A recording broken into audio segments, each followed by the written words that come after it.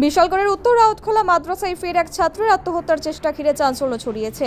বৃহস্পতিবার সকালে সপ্তম শ্রেণীর ছাত্র নাজমুল রহমান ফাঁস লাগিয়ে আত্মহত্যা করার চেষ্টা করে বলে জানা যায়।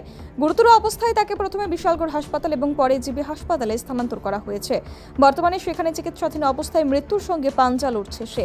চিকিৎসকরা সংবাদ মাধ্যমের কাছে স্পষ্টভাবে আত্মহত্যার চেষ্টা হিসেবে ঘটনার কথা জানিয়েছেন, তবে মাদ্রাসা কর্তৃপক্ষ ঘটনার ভিন্ন ব্যাখ্যা দিচ্ছে।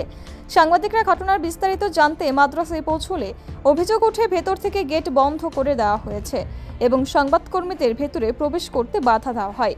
উল্লেখ্য, এর আগেও 2 বছর আগে এই একই মাদ্রাসায় এক ছাত্র আত্মহত্যা করেছিল। ফলে একাধিক ঘটনায় মাদ্রাসা প্রশাসনের ভূমিকা এবং ঘটনার সত্যতা আড়াল করার অভিযোগ আরও জোরালো হচ্ছে। স্থানীয়রা ঘটনার সঠিক তদন্ত এবং ছাত্রদের নিরাপত্তা নিশ্চিত করার দাবি জানিয়েছে। হ্যাঙ্গিং মানে এখানে ঝুলন্ত অবস্থা থেকে উদ্ধার করে নিছে, ঘটনাটা অ্যাকচুয়ালি কিটা?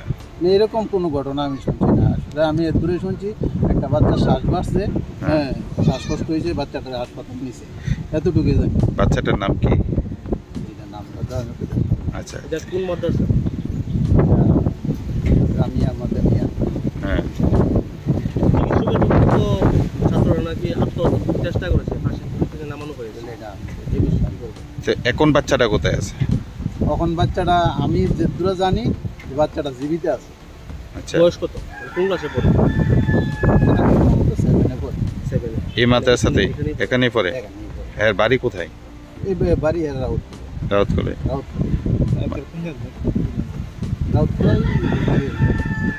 মানে কি দায়িত্বে আছেন এখানে? আমি এটার দায়িত্ব হলো আমার, আমি বাচ্চারা খাবারটা কিনা খেতে, মানে মাদ্রাসার খাবারটা বাচ্চারা।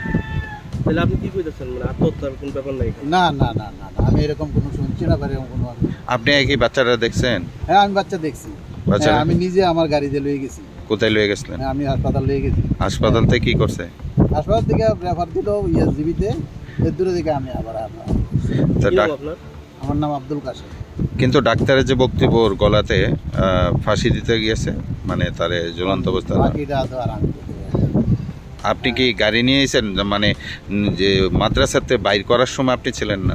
আমি মাদ্রাসাতে আমার গাড়িতে আমি অলরেডি নিয়ে গেছি। মাদ্রাসার ভিতর থেকে নিছেন নাকি? আমি মাদ্রাসার ভিতর থেকে নিছি।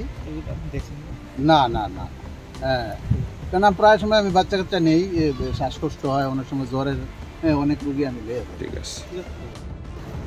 সকালবেলা অ্যারাউন্ড 11টা নাগাদ অ্যাজ পার রেকর্ড আমি যেটা দেখেছি, অন ডিউটি ডক্টর যে ছিলেন উনি একটা কেস অ্যাটেন্ড করেছেন। Nakvid Rahman, 15 years, son of Farimul Rahman. এটা রাউতখোলা থেকে নিয়ে এসছে। এটা alleged history of hanging, attempt to hanging ছিল। তো অন ডিউটি ডক্টর যে ছিল উনি প্রাইমারি ম্যানেজমেন্ট যা করার, তারপরে পেশেন্টটাকে এজিএমসিতে জিবি হাসপাতালে পরবর্তী চিকিৎসার জন্য রেফার করেছে। দেখি মাদ্রাসার ছাত্র ওরকম মানে হিস্ট্রি ওরা দিয়েছিল যে মাদ্রাসাতে। কীরকম আছে অবস্থা?